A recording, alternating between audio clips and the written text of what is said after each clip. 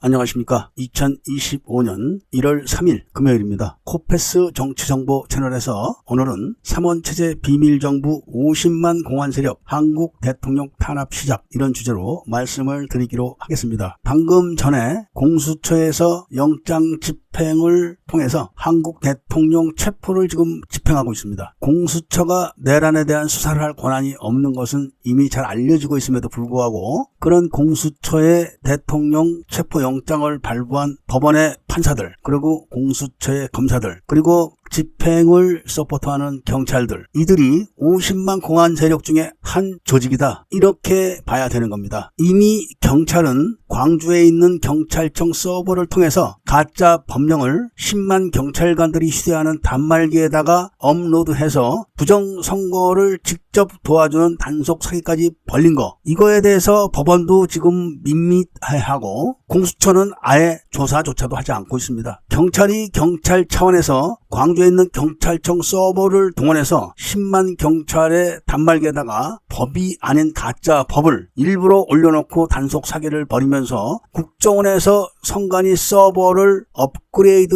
해준 자체를 보호해주는 단속 사기를 한 것은 한국 정부의 경찰이 아니라 3원체제 비밀정부의 한 조직임을 스스로 증명한 겁니다. 그리고 청청몰한 시민단체에서 5.18 때 광주 송암동에서 있었던 5인 사격 작전에서 11여단 총에 맞아 죽은 전투교육사령부 교도대대 조교 한 명이 분명히 전사가 됐다고 기록이 되어 있음에도 불구하고 동작동에 있는 5.18 묘역에 그 무덤이 없고 대신에 통합병원 방위병을 사살해가지고 전교사로 소속을 바꿔서 대리 매장해 놓은 사건, 이거 자체는 벌써 몇 년이 돼도 손도 안 대고 있습니다. 이런 공수처와 검찰, 경찰이 그 조직을 지휘하는 그런 부서에 있는 사람들 전체가 상당수의 핵심 요원들이 3원체제 비밀정부 요원이기 때문에 그렇게 되는 겁니다. 법에도 없는 내란죄를 공수처가 총대를 메고 앞장서고 있는 이유, 그리고 거기에는 압수수색까지 집행을 해야 되는 내용이 포함되어 있는데, 그것이 바로 3원체제 비밀정부의 위력을 50만 공안들에게 보여주기 위해서 그런 겁니다. 이미 몇 년 전부터 광주 송암동에서 벌어졌던 5인 사격 작전 때 전교사 교도대대 매복조로 투입됐던 병력 8명이 이을설 부대원이라는 것을 증명을 해줬고, 그 지휘를 피해 부대로 알려졌던 11여단의 여단장인 최웅준장이 했다는 것까지도 다 밝혀냈음에도 불구하고 아직도 손도 대지 않고 있습니다. 단지 1월 6일 날 그런 조사를 외면했던 5.18 진상조사위원회 사과장에 대한 권력 남용에 대한 조사가 고발인 조사를 하는 단계에 머물러 있을 뿐입니다. 이런 현실 속에서 대통령의 통치 행위를 내란으로 몰아가지고 신속하게 체포영장을 발부하고 또 영장을 발부해준 법원, 그리고 집행하는 공수처와 경찰, 어느